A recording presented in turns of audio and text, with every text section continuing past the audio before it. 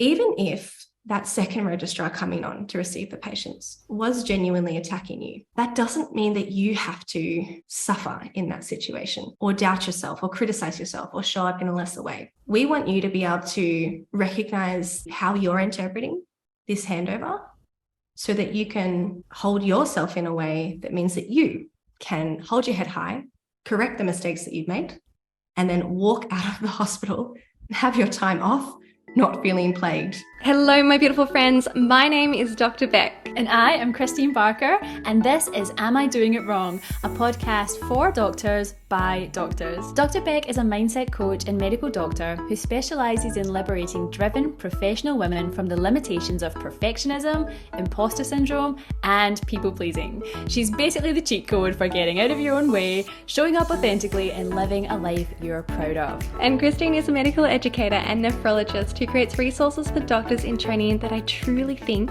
are an unfair advantage. She makes complex topics super simple and takes the pain and uncertainty out of passing your medical exams. Christine and I connected a few years ago via our online platforms, and over the years we've discussed countless highs, lows, and in-betweens of doctor life. And in doing so, we've experienced firsthand the power of vulnerable conversations to show us where we're getting in our own way and underestimating our capacity. So we want you to be part of the conversation and experience these same results. Every week on the pod, we'll be bringing you conversations which shine light in dark places, normalise the doctor journey, ease unnecessary suffering, and give you actionable steps to thrive in all facets of your life. So grab a cuppa and get cozy for this week's episode of Am I Doing It Wrong? The podcast for doctors by doctors. Hello, my beautiful friends, and welcome back to our channel and the next episode of our podcast, Am I Doing It Wrong? And today we're going to be talking about handovers and what not to do in your handovers. I was thinking about this the other day and it just popped into my head randomly, and I was so excited to come and pick your brain on it because I had this flashback to when I was a registrar and I was handing over to one of my colleagues. And don't get me wrong, I'm not criticizing my colleague. This is like, I'm sure I've been guilty of this on occasion too, but I think it's great to have this top of mind. But I remember giving this handover to my colleague on a Friday night. I've been working so hard. I've been saving lives. It's been a busy week. It's been a messy and busy week. And I'm trying to communicate all these things for the weekend, obviously to keep my patients safe. So that's where I'm at. But I remember this particular colleague, they had this style of like when you were telling them about your handover and your patients, they would poke holes in it. So they would start to criticize your handover. And instead of saying things like, oh, you know, from a curious place, like, oh, have we done such and such? Or, you know, tell me about that investigation, something curious and sort of holding space for the handover, it felt more like they were attacking my management plans.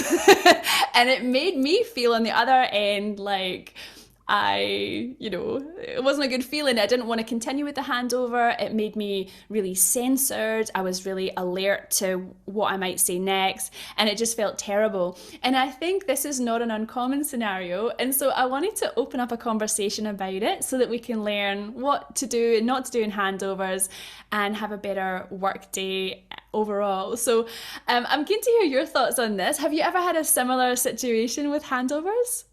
I can't bring a specific handover to mind, maybe because I black them out, these terrible ones, because I'm sure that these have occurred. And, you know, at the best of times, I am not completely certain or confident in all of the management plans that have transpired thus far, and let alone what is to come for the weekend. So it's a very vulnerable place to be in, you know, in that situation, especially when you've got a large patient load and you haven't, you know, in these cases, you haven't necessarily been able to give the amount of time and thought and care to making sure your plans, again, in the past and for the time to follow, are up to your standard and things that you completely back and completely agree with. There's just not the luxury of that level of perfectionism in the hospital, is there?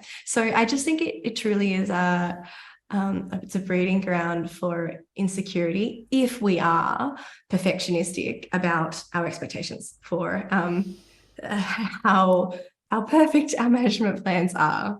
So yes, look, probably even as we talk about it, you'll probably bring up past scenarios for me personally as well.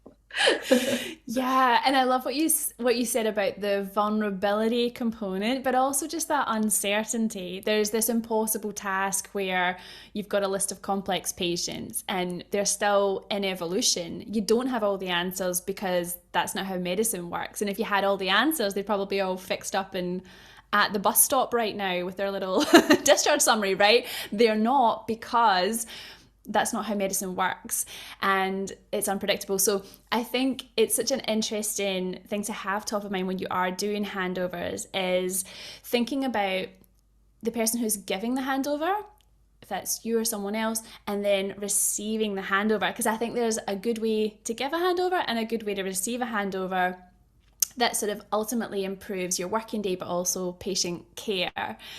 So I guess I'm trying to think of how I did handle this situation with a difficult conversation with my colleague, and that put things back on track. But before I talk about that, I wanted to ask how you would handle this situation. So as a perfection coach, perfectionism coach even, and a coach of doctors at large, if I had that situation and I was coming to you for advice on how I might have a better relationship with this particular person that makes my handover difficult, what would you advise? Yeah, and as you said that, I think this is just a situation where all of like my core coaching, the problems I solve in coaching come up: perfectionism, imposter syndrome, and people pleasing. All of these, I think, would be very likely to come up in this difficult handover situation. And so the way that I would start to approach it is understanding. So I'm thinking about the person who, you're the vulnerable one. You're at the end of your week. Say you've just done, I don't know, when I was at Box Hill, we used to do these 7 or 8 day runs as a med reg. And then, so you do a week on, and then your co-med reg would do the next 7 or 8 days. And you keep cycling like that. So you would constantly be changing hands after doing your week of patients. You'd hand them over for the week to follow. And when I think about that situation, I think the hardest position is to be the person who has just cared for the patients for that time.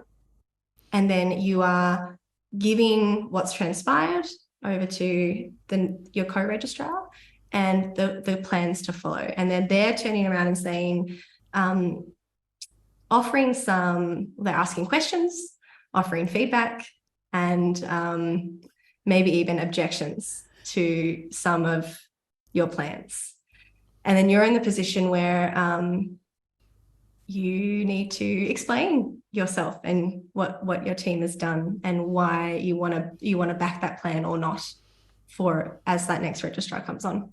And this is completely understandable, because the next registrar, they just want to do a good job too. And if the plan doesn't make sense to them, or if the management that's transpired so far doesn't make sense to them, they need to ask, and we actually want them to ask.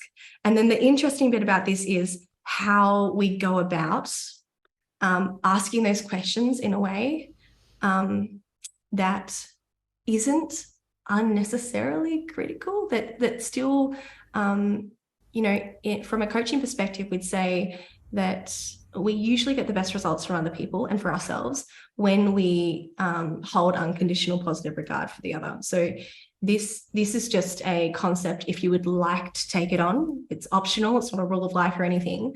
But in general, we find that, if you're the registrar coming on who is about to take on this patient load and all of the plans that have been preconceived without you, to ask the questions in a way that holds unconditional positive regard for the other registrar, which, in a couple of simple sentences might sound something like, I don't understand why this has happened, or that doesn't make sense to me, but I'm going to assume there's a good explanation for it. Or I'm going to assume maybe there's just some information I'm missing, that I've made some assumptions that are untrue. And therefore I'm going to ask a question in a way that comes from that place, as opposed to asking the question that comes from, they've made a bad decision there. They must have done it wrong. I must be right and they must be wrong, that kind of place. So I might just put that person to the side, because I think it would be great today if we could focus on the person who's receiving those hard questions. The registrar who's just completed their 7 to 8 days or the week, whatever it is, they've just been managing the patients and they're now receiving that questioning from their co-registrar or the consultant. And regardless of the intention of the co-registrar who's asking the questions, giving the objections, regardless of their intention, sometimes we can receive that line of questioning in a way that feels like criticism. And this is where coaching can be really, really valuable. Is that a good spot for us to talk about today, receiving that line of questioning? I think so, yeah. And I guess I'd love to round up with coming back to the person who's, making the handover hard as well. But I think that's a great place to start, because I think if you're in that situation, the person who is making your handover difficult may even be unaware that they're doing that as well. So I think like it is a case of the person who is giving the handover and finding it difficult. I think they're the one that has to make change in this situation. Yeah, so I think that's a perfect place to go. So yeah, what would you suggest? So coming from that perspective of somebody who, let's try and paint the scenario so we can be clear. So we're in a situation where you've done your 7 to 8 days, you're sitting here with the co-registrar and you're telling them the plans that have transpired. And the situation is right that the second registrar receiving the patients is asking questions in a way that feels like an attack. Is that right? Yeah. Yeah. So we just said that, that second registrar can, and, I would recommend for the best outcomes, can hold the first registrar in unconditional positive regard. Now, whether or not they do that is totally out of your control. And also, it's not necessarily in their control, depending on their level of awareness either. They might feel so intimidated by the week to come, frightened that the plans are wrong and that they're going to end up, not being able to take care of the patients and Their fears might be so overwhelming, even if they're not so obvious to them, but that might be the thing that's getting in the way of them really being able to receive that handover in a really productive way and hold their co-registrar in unconditional positive regard to the point that they can ask questions in a productive way. So let's just say in this situation that the other registrar is, actually not receiving the handover in a productive way. And maybe they are a bit defensive and scared. And so their line of questioning to get the information they need isn't particularly skillful. That happens, and sometimes you truly can feel, I suppose, attacked in this situation. Even if that second registrar coming on to receive the patients was genuinely attacking you, that doesn't mean that you have to suffer in that situation or doubt yourself or criticize yourself or show up in a lesser way. We want you to be able to recognize how you're interpreting this handover so that you can hold yourself in a way that means that you can hold your head high, correct the mistakes that you've made, and then walk out of the hospital and have your time off, not feeling plagued by what you've done over the past week. So the first thing would be is you have, so you're going through your list of patients, you're giving the management plans. And your second registrar says, why did you do that, for example? And suddenly you feel, let's pick an emotion. Would it be defensive, hurt, resentful? Anything come up for you? Yeah, I mean, even as you said that, I was like, oh, it does. It gets you right here.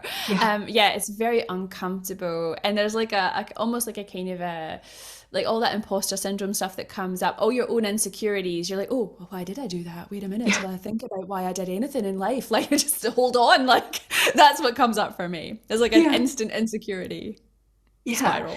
And it's interesting, right? Because so they've asked this question of why did you do this? And I guess the alarm bell for me is the negative emotion that comes up. If somebody asks, why did you do this? And you don't get a negative or unpleasant emotional reaction to it, you're probably having productive enough thoughts.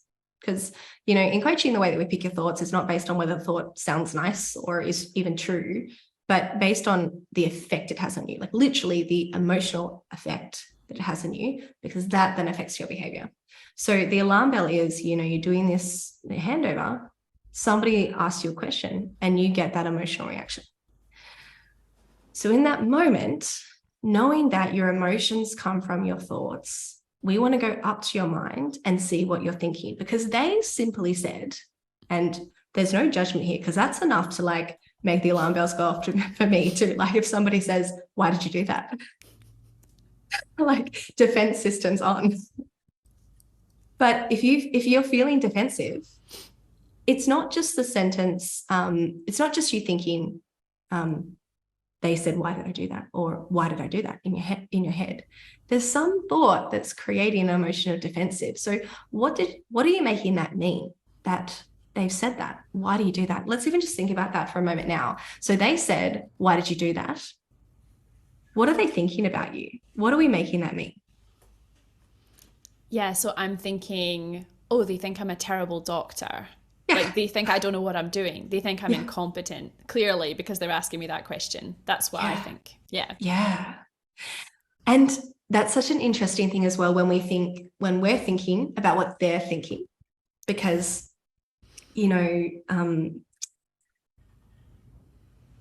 when somebody has a judgment about us, that judgment doesn't tend to be a problem for us, something that affects us, unless we believe that judgment about ourselves on some level. So that's the next really interesting step about coaching. It's quite hard to work with, or we could go down that line of questioning where we're saying, I care about what they think. I care if they don't think I'm a good doctor. And then we're looking into things like seeking approval and being liked and having acceptance and belonging. That's one line we could walk down here. But I would be suspicious in this situation, especially, as we've said before, in this situation of uncertainty, like the standard operating system of medicine, you don't know if your decisions are right. I would wonder if I would be more worried about, or want to go down the line of questioning of, oh, do you think you're not a good doctor in this moment?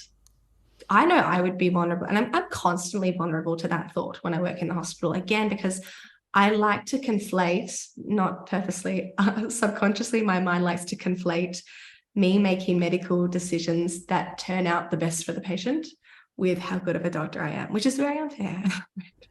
Because again, that's not how medicine works. That's what my mind will tend to do. So if you can see, like, if it's very easy for you when you've got this like list of patients and you don't know, some of them you've made decisions over the week that haven't turned out to be the right decision. You've got evidence for that. And then you've got all these decisions that you've made that haven't yet played out, and all that uncertainty that's looming. And so I think you're very vulnerable to the thought in that moment of, oh, maybe I'm not a good doctor. So that's the key to this situation. You notice the emotion of defensive. They've just said, why did you do that? You've noticed that you feel defensive. And so when you feel that emotion of defense, you're like, I know there's a thought that's created or that's tied up with this emotion. What is it? They'll think that I'm not a good doctor. Maybe I'm thinking right now that I'm not a good doctor, and that's why I'm feeling defensive.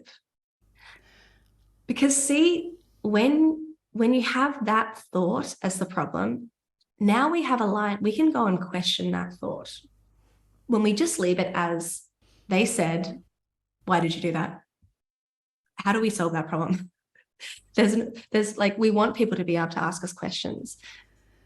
The words themselves, why did you do that? That doesn't in itself create defensive, because there'll be other days of the week or in other situations, or the same day when I go home and my partner says, why did you do that? And I won't feel defensive. It's not the fact that they said those words, it's the meaning that my mind added.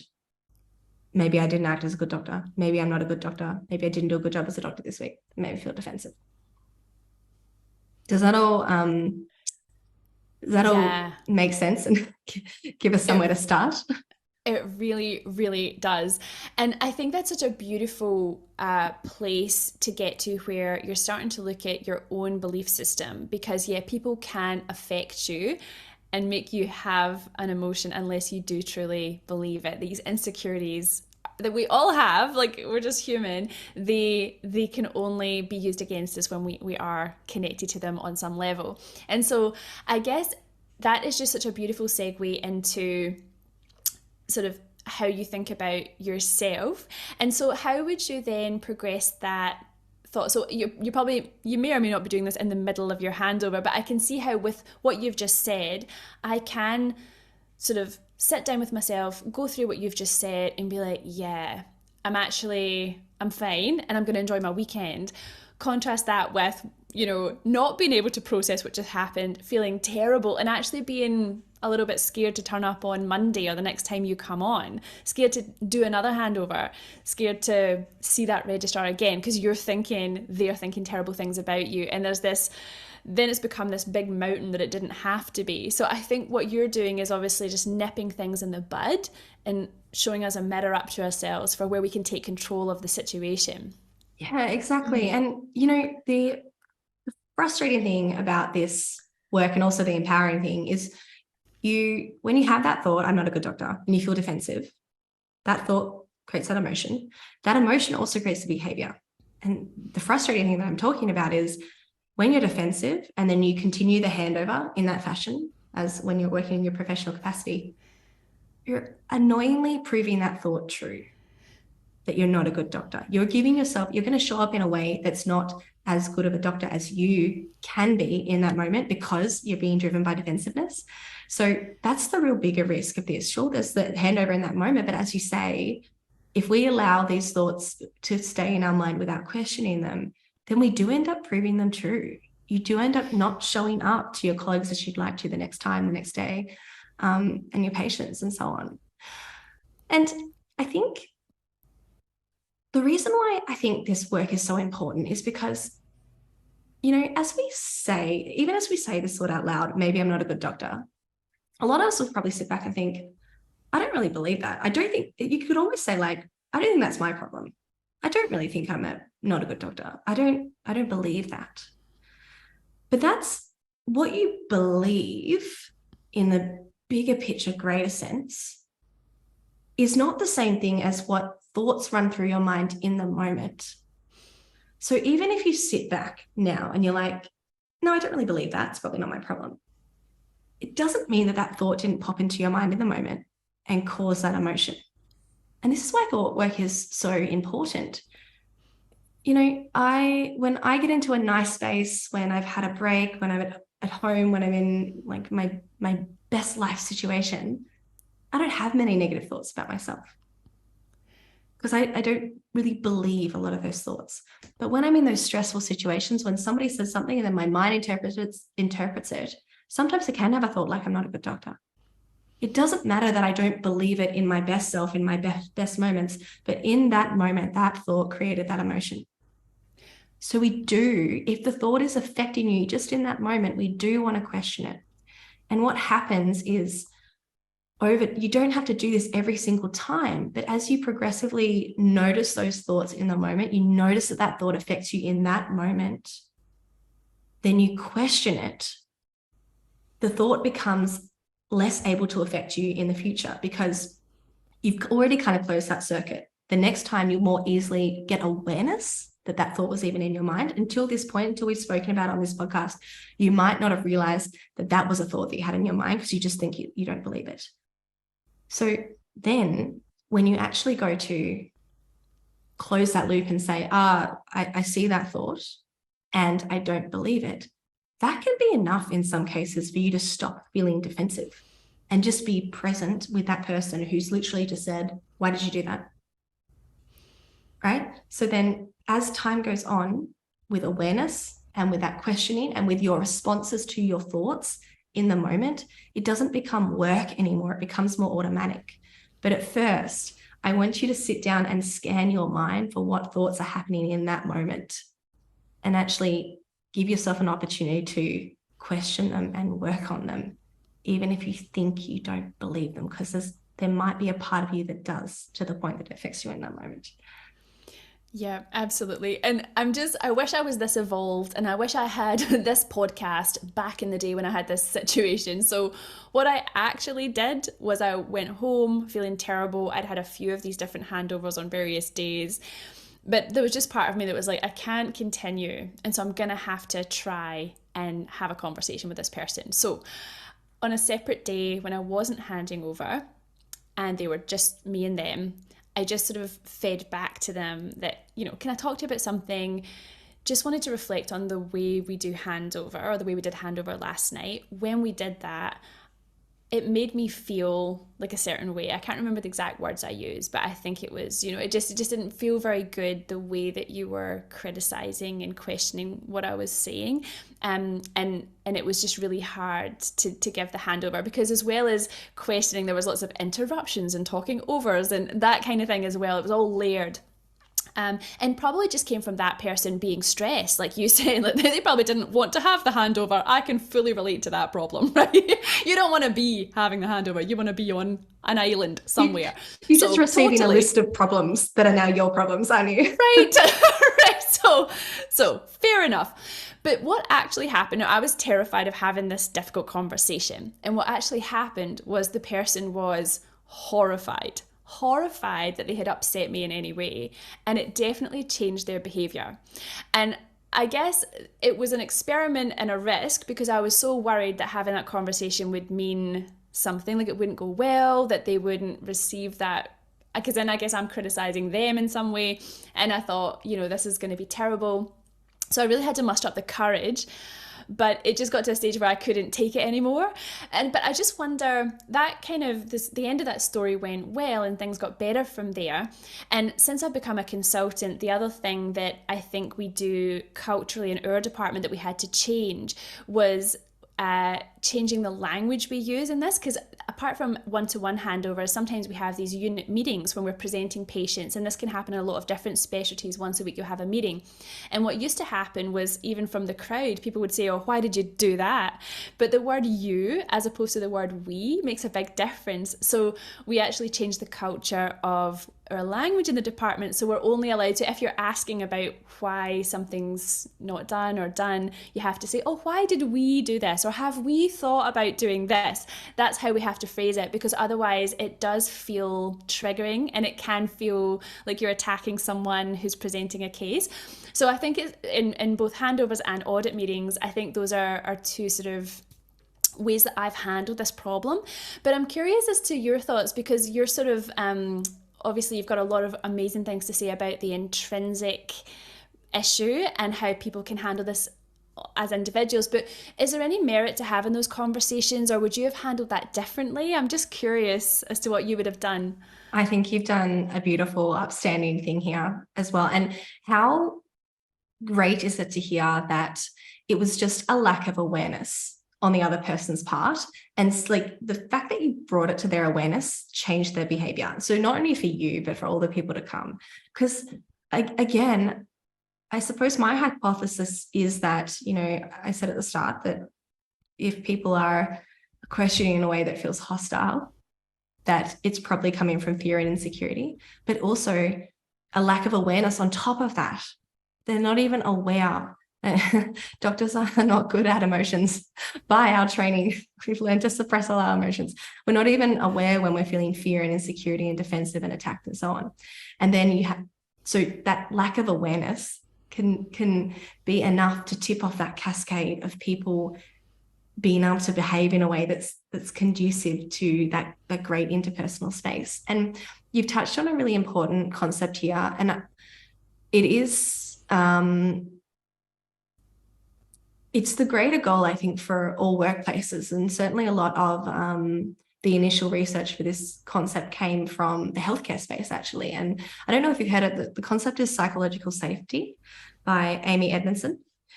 So psychological safety is, I'll just pull up something on Google so I can get this definition right. Psychological safety is the belief that you won't be punished or humiliated for speaking up with ideas, questions, concerns, or mistakes. At work, it's a shared expectation held by members of a team that teammates will not embarrass, reject, or punish them for sharing ideas, taking risks, or soliciting feedback. So the fact that, the change of the fact that your team went to the effort of changing I statements to we statements, it seems to me like a step towards psychological safety and just creating this environment where, as individuals, we can feel more safe to speak our minds genuinely, our feedback, our requests, our concerns, our ideas, without it being received in a hostile way, and therefore in a way that we'll be punished for it. So we can't underestimate how important that cultural aspect is. And I suppose from a coaching perspective, I just like to focus on the individual, because I can't affect the culture immediately in the workplace. We can take, and you've actually taken steps to, by speaking to your colleague in that way and giving him or her that feedback, or them. But from my perspective, by empowering people to have awareness of themselves in the situation, whether the person receiving the handover or giving the handover, empowering them to know what's in their integrity and what they think is the standard here, also by virtue makes them more likely to speak up and make requests when they feel safe in themselves. So you've obviously gotten yourself to that point during this difficult situation that you had, where you thought it was the greater good for you to speak up, even though it was hard. And that's what I really like to do in coaching. We start with the individual, but by working through our own stuff, you end up feeling empowered to the point that you feel motivated and proud to make requests of other people and involve other people in the changes that you want to make.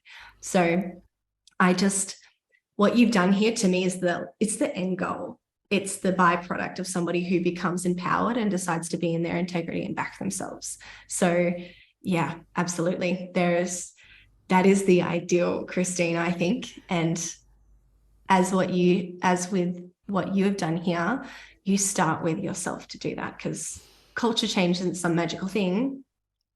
The individual humans change the culture. Yeah, that was such a mic drop moment. Can we tweet that? We don't even have Twitter, but whatever you just said, I want to bottle that up for life. Yes, start with the individual. It starts with you, and then you can lead. You can be the ripple effect that you want to see. And from that empowered place, it's so easy to speak up and be authentic and be the change, because you feel so safe in yourself.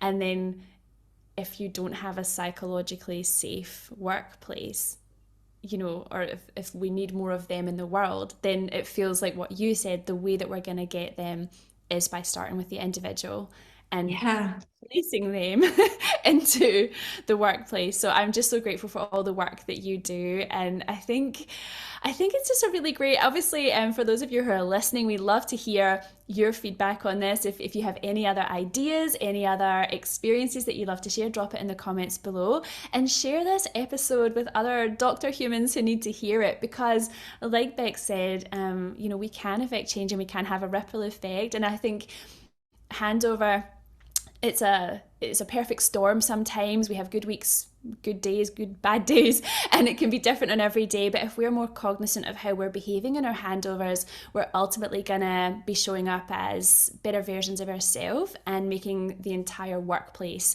better for doctors, healthcare professionals, and patients. So so we'd love to hear your thoughts. Any other comments from you, Dr. Well, May? I just feel like your story about how you got yourself to a place where you could go and have that conversation and it turned out great, that's extremely inspiring to me. And I would just love to hear if other people had evidence of where they have gone and had a hard conversation and it's turned out to be not as bad as what they thought it would be. I think it's really useful to have that evidence. So if anybody else is able to share when they've gone ahead and had a difficult conversation and actually it's turned out fine, or if it's turned out terrible, let us know as well. We for a lot of us, we're more afraid of the potential, the possibility, to the point that we don't actually initiate. So anybody who's had the experience where they've initiated it, please tell us the outcome. Please tell us what's transpired and what you've learned, because we would love to learn from you as well. Yep, absolutely. And thank you so much for tuning in. We love you guys, and we'll see you again real soon back here on the pod. Bye, everyone. I've been waiting all my life for something. I've been down the darkest roads and up in